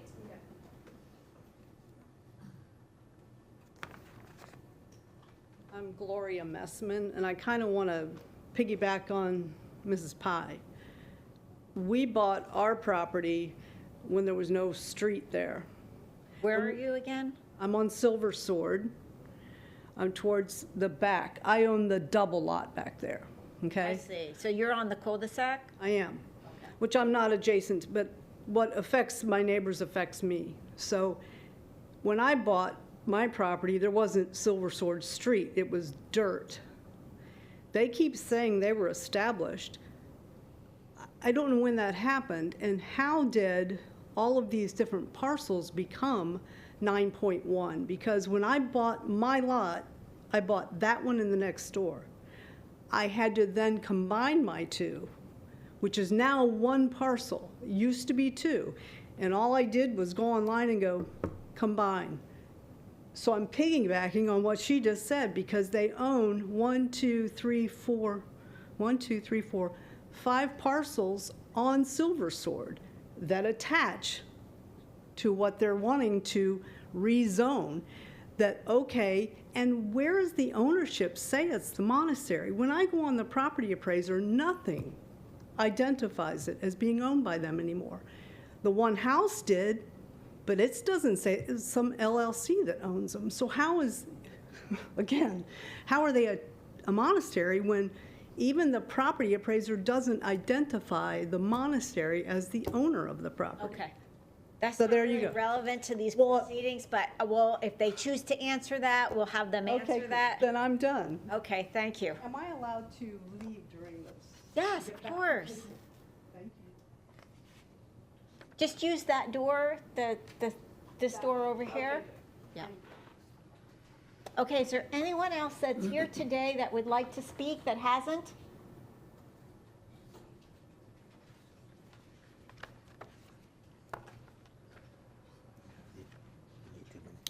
Please state your name for the record. Thank you for coming. My name is Brenda Bartling, and I live on Silver Sword Court at 4280 Silver Sword Court, next to Gloria and Rick Messman right there. We were the first original builders in Silver Sword Court. As a matter of fact, my father-in-law, Jim Businger, developed the property. The concerns that I have, my husband and I have, for this zoning change is that the CF designation allows St. Matrona the ability to build any facility without site plan approval. Once the zoning is changed, residential property owners near the property will have no input into its development and use.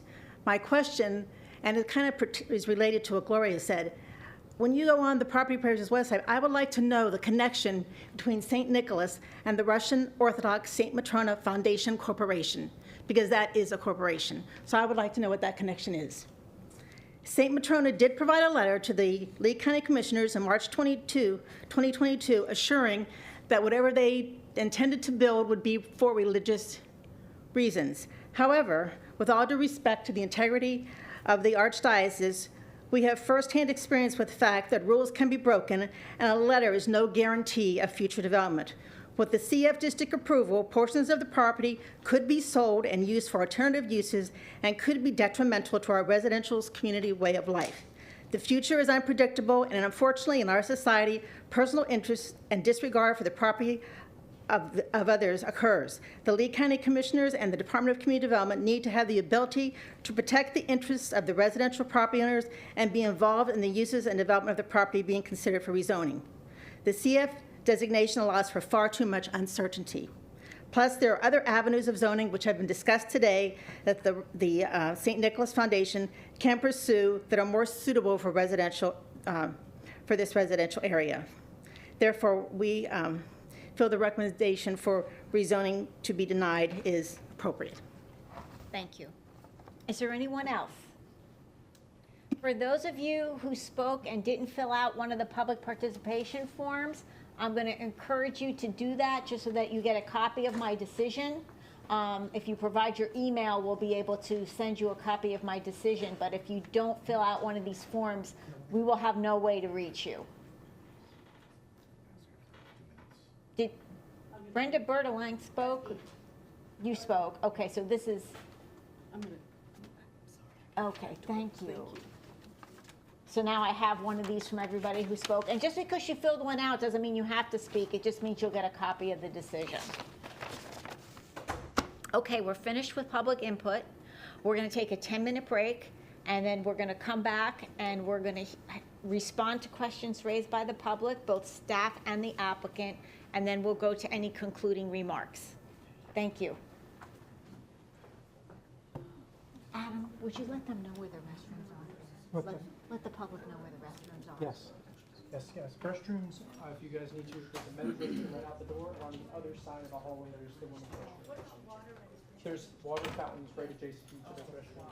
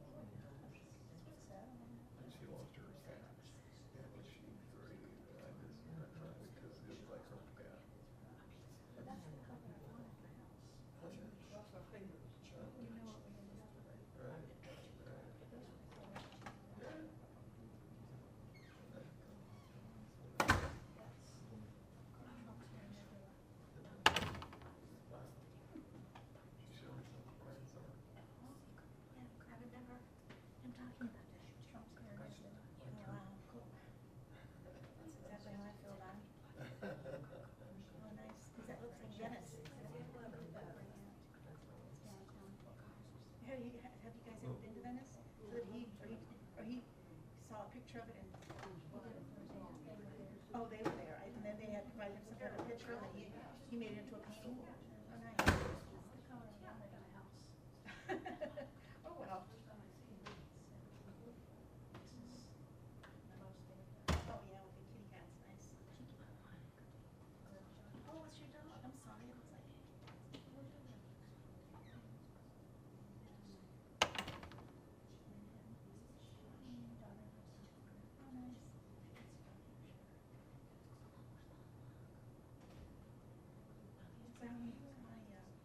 Piece of art you have to sell.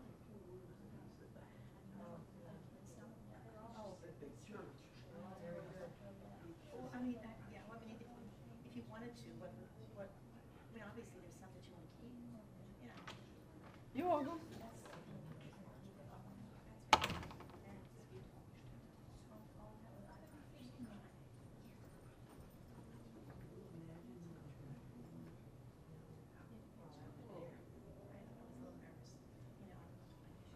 Teacher, you think I'd be more adept at public speaking, but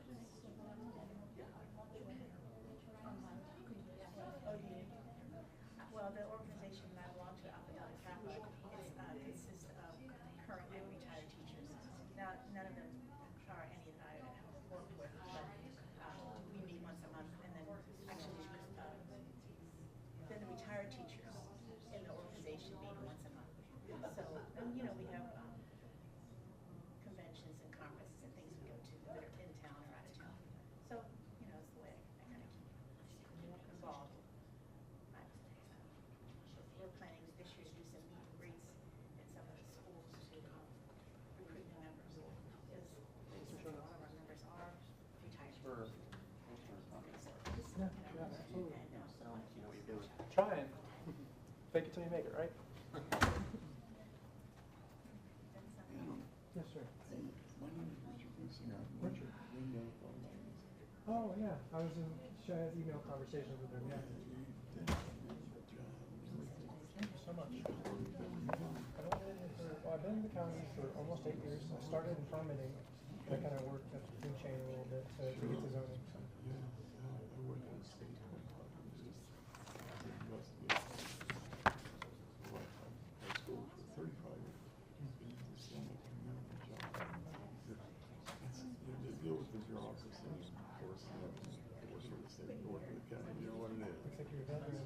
Oh, yeah. 17 of them that I enlisted in Vietnam. I know. What an experience, right? No one will know what you did. You don't want to be near the rice battery. What I've heard. Yeah. I just, you got to keep a good sense here, but I just wanted to. You're welcome. You're very welcome. Thanks for sharing your thoughts. I'll put you in for a meritorious pay raise. Oh, I appreciate that. Don't hold your breath. Yeah, I know. Yeah. I've learned that. Yeah.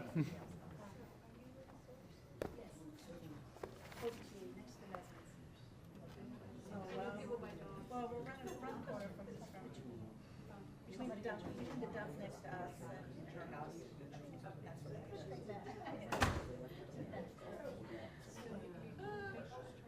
We're in the very back of the subdivision. That's the message, correct. More true. More straight through. Yeah, straight ahead, right, exactly.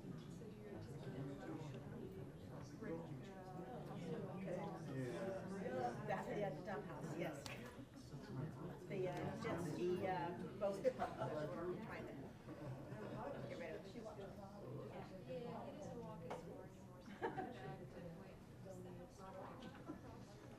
Not yet. There was just somebody there today. I think it was in the car. I know. I was surprised. Well, they covered them, and like 2 weeks ago they covered them. So whether any of it is warped or not, who knows? And now it's not really the good time to build a house for rainy season. Mr. Ripken, do you have a card? I do not, but I can. I can look you up in the, are you? I am online, You're in the New York bar? New York Bar, and you can Google me, Rifkin Law Group. You'll see my website. Okay. I think my pic. My. I'm going to put you on the appearance page. You and Cyril also did not put any information. Oh, I see you have, you did put. I was trying to be detailed. Okay. Thank you. I just need to get Cyril to give me, because he'll be on that as well. Somebody got it. Yeah, that's the thing about, I tell my husband, you need to be careful when you leave messages. No, your phone is why you grabbed it. It's out there in the universe. You picked up. I knew my sister, I didn't know about it. Yeah, it needs books.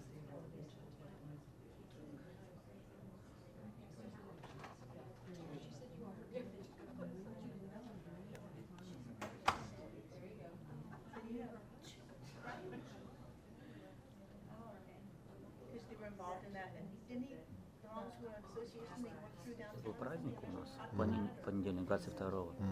40 человек было, приехало. Мы не будем отвечать на их вопросы, Нет? Извини, это не надо, только на нее. Хорошо. Okay.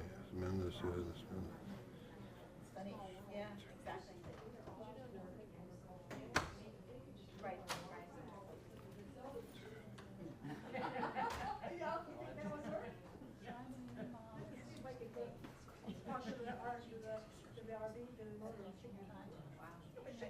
Does that school even exist anymore? I don't think so. It didn't sound familiar. It's something else now. Okay. Oh, Charles Lawrence. He's my dad. Oh, wow. Sue, just Rooster stuff. Surprised he's still here. Yeah, that's really, he's really involved in organization with his, that park or that whole, there's a museum. Yeah, we have Several 10 times. chickens and 1 duck. One duck. No, yeah, 1 duck. 10 chickens. Yeah, we had I can't 2 remember the name of the, with I race. can't remember the name of the museum. Okay, because I saw them running it. Because our dog has a veterinary. Uh-oh. Yes. Glad to see you. Duck eggs. Coming in here yet?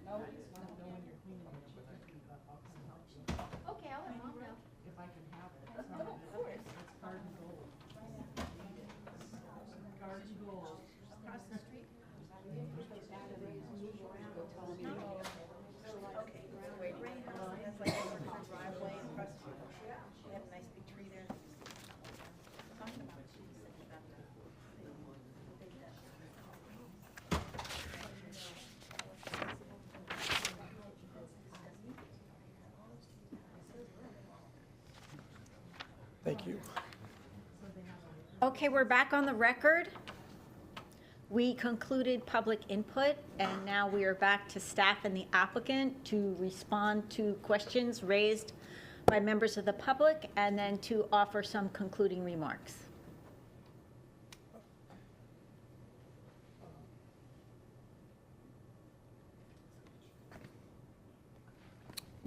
Hi, Cyril Saifu. I'm sorry, Madam Hearing Examiner, what's the process? Are we answering questions first? I don't believe they had any, the only question they had for us was about the ownership, which I believe we'll address in a few minutes, but I believe some of the questions were for staff, so. Okay, that's fine. No, I have some closing statements, but, Okay, well, first we're going to answer the question. okay, that's what I want to know. And then we're going to go to concluding remarks. I mean, am I correct? Was there any other questions for us other than the structure? I believe that was the only question for us. That's what I. Oh, I would say the number of parishioners, I believe, was one of the questions. And I believe it's the actual church use is very, very small. I mean, even anything that would be proposed is maybe 2,000 square feet. It's not very big. The current church use where there's actually services that go on other than the monastery use, and I also want to clarify that. We're not asking for monastery use. We have a monastery use that's been in existence and has been using. I know there may be some conflict you say about the property appraiser and this and that, but it's owned by St. Matron Foundation, LLC, incorporated, which is just, it's a foundation. So it's a nonprofit foundation, and that's how they register it. How many parishes? I believe it's 40 at the max, correct? At any one time, there's maybe 40 in this community. And that's about it. There's nothing more that goes on there other than, and then you have the nuns and the monks that actually reside there. And that's, hopefully that answers your question about that. We'll address the actual, if you need some more detail about the ownership and how that works, but Mr. Oleg will do that. Okay, thank you. I guess the next question is for staff, then we'll do our closing statements? Yes, Okay. Yes, Madam Hearing Examiner, would you like me to step up to the podium for the camera? I would prefer that.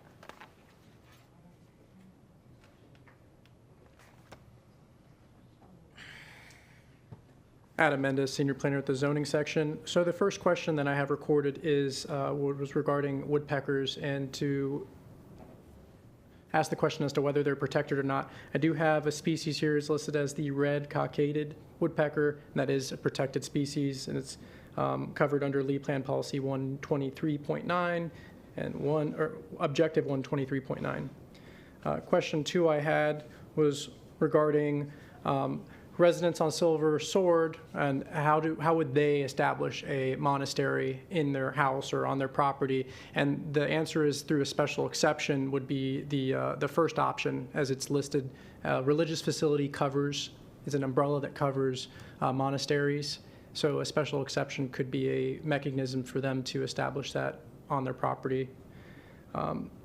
The second question, what's stopping them if they were to rezone this from what I heard, rezone other properties? And that's just the due process. They'd have to come in each time with each piece to rezone property through the same process and through the same review criteria if not amended.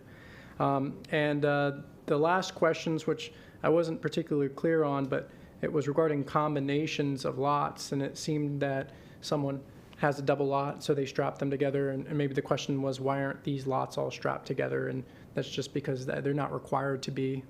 They can strap them however they see fit for their taxation purposes. It doesn't necessarily mean that it complies with zoning. So those are the questions I had. If you had any that you heard. Just a couple things I wanted to mention while I had you here, that this was duly advertised. It's a procedure we're going to start fulfilling when we come to these hearings, just let you know on the record, and we'll have a copy of the advertisement and the affidavit. The other is just, since this application has been submitted in 2021, the Land Development Code was amended to allow the hearing examiner to make the final decision on rezoning cases for conventional districts, and CF is a conventional district. If the applicant wishes, they are able to request that this decision actually be made by the board in a second hearing, but they'd have to make that in this hearing. They'd have to make that request that the board make the decision. What would happen then is the hearing examiner, instead of writing a decision, she'd write a recommendation And that would be to the board for the adoption or denial of the case. So with that, if there's any other questions, I'll let you guys rebut anything or any comments.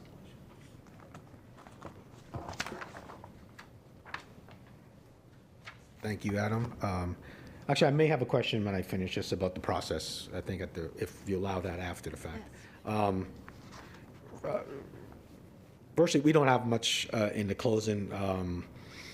We certainly just want to establish a few things. What's in staff's recommendation, just for clarity.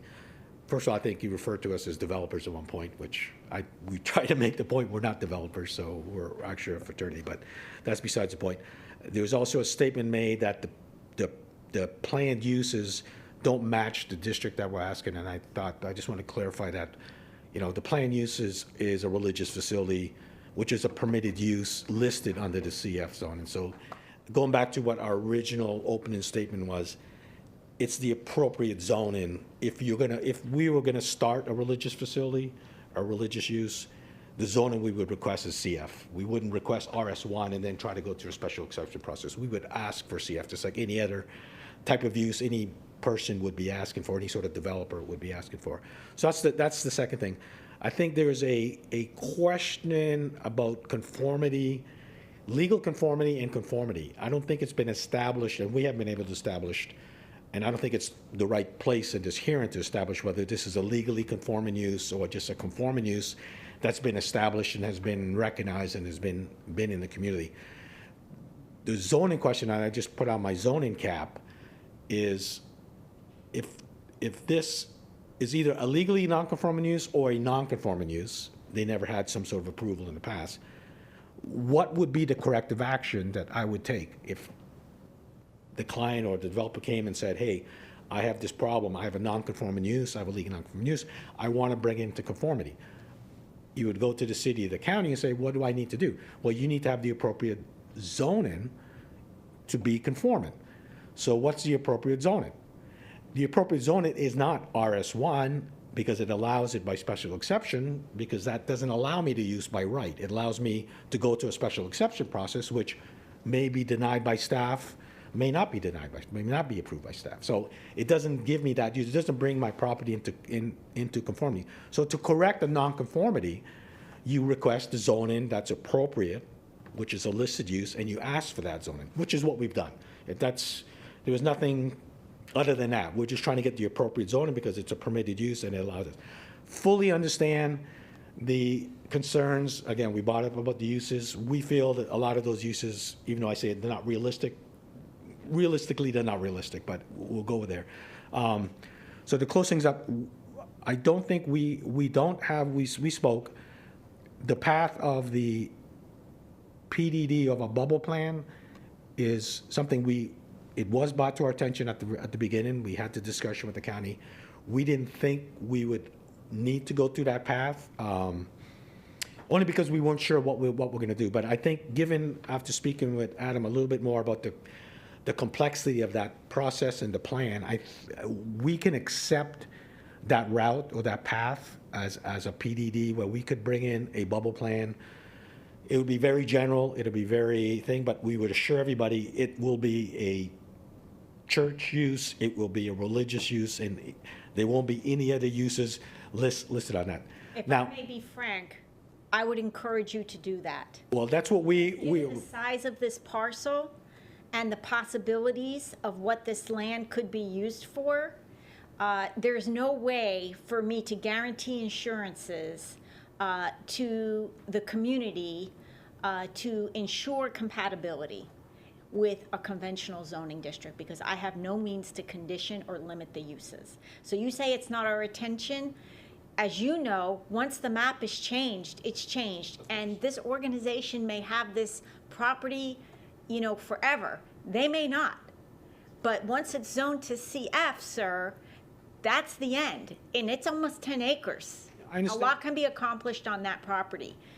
Through the plan development process or special exception, whichever you choose, you have the ability to allay a lot of the concerns that would introduce incompatible uses into what is a residential neighborhood. I did a site check prior to this hearing to get familiar with it. It sounds what you have intended to use the property for is going to be perfectly fine, but the request for CF is so broad that we don't have the luxury as decision makers in Lee County to say, oh, that's never going to happen, because it could happen once the map is changed, because ownership changes, even though it may not have changed in the last 45 or 50 years.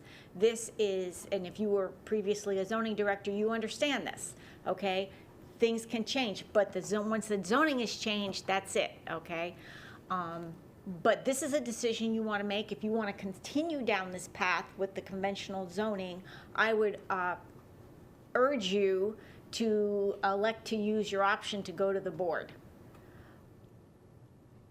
But I think that your most quickest and most likely path to success would be to reconsider pursuing a planned development zoning district for this application. Thank you. And that's very much our thoughts, and that's the path we would like to take. So I'm not sure what, I'm going to refer to you and Adam on what the path is to get there, and then we'll be able to do that. The path is I can remand this case back down to staff.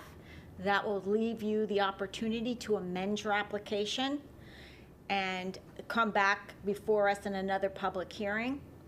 Public, just to let you know, the applicant is considering hitting the pause button on this application and repackaging the request as a planned development, which would allow the county to place conditions on the approval, limiting the potential uses on the property, height, governing buffers, setbacks, all those things. But that is going to take some time to do, but then they would come back before me. There would be a re-advertisement of the hearing, and notices would be sent out once again. So it's not like you'll never hear from us again. You will get re-notified, and you will have an opportunity to participate in a forum like this with regard to that application. Two things I want to mention. One, because this is in the North Fort Myers Planning District, they will have to have another meeting within the community to go into detail on this revised request. You will have an opportunity to participate in that, but I think you're going to have to keep your eye on the paper, because that's the only place that gets advertised. You'll certainly receive notice of this hearing in the same manner that you got notice for this hearing. Also, if they pursue the planned development district, I will not be the final decision maker. I will prepare a recommendation to the Board of County Commissioners, who will be the final decision makers. And then another point on that. In order to have the opportunity to speak to the Board of County Commissioners at the final hearing, you must participate in the hearing before the hearing examiner. So I'd encourage you to come back after you've gotten the new information. If you have any outstanding concerns at that point, I would encourage you to share them with us at this hearing, because by doing that, you allow us the opportunity to take a closer look at the conditions to see if there needs to be some adjustment to address your concerns, or you allow us the opportunity to explain in greater detail how your concern is being addressed by the plan of development already. And that's all I have to say. So in response to the applicant's request, I will remand this case back to hearing, and we will all receive further notice when it's ready to come forward again. Thank you, everyone, very much for coming today. Thank you very much. Thank you. Thank you, Adam.